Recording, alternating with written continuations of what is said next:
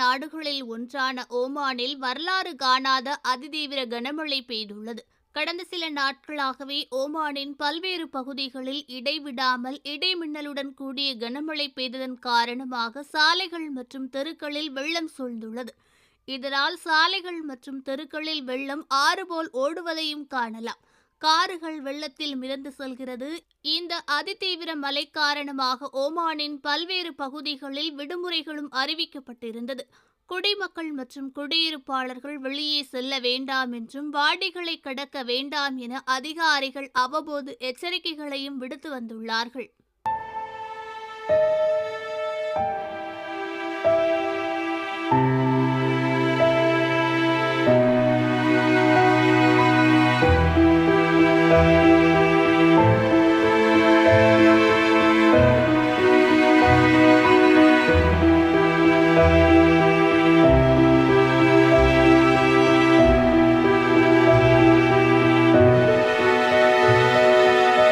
Oman சுல்தானகத்தின் பல்வேறு கவர்னரேட்டுகளில் செவ்வாய்க்கிழமை மதியம் தொடங்கிய அதிதீவிர கனமழையானது இன்று வரை பெய்து கொண்டுதான் இருக்கிறது. புதிய காற்றழுத்த தாழ்வு நிலை காரணமாக மீண்டும் கனமழைக்கு வாய்ப்புள்ளதாக அதிகாரிகள் கூறியுள்ளார்கள்.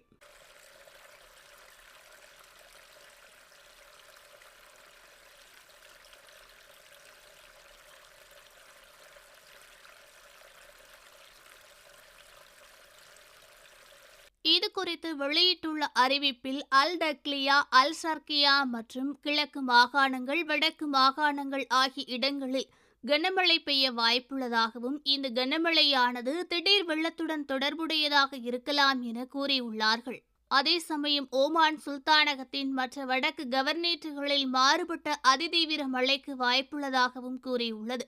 இடியுடன் கூடிய மழையின் போது முன்னெச்சரிக்கை நடவடிக்கைகளை மக்கள் கடைபிடிக்க வேண்டும் என்றும், அதாவது வாடிகளை கடக்க வேண்டாம், தாழ்வான பகுதிகளுக்கு செல்ல வேண்டாம், எச்சரித்த நேரத்தில் பயணங்களை தவிர்க்க வேண்டும் என வானிலை ஆய்வு மையமானது குடிமக்கள் மற்றும் குடியிருப்பாளர்களுக்கு கூறியுள்ளது.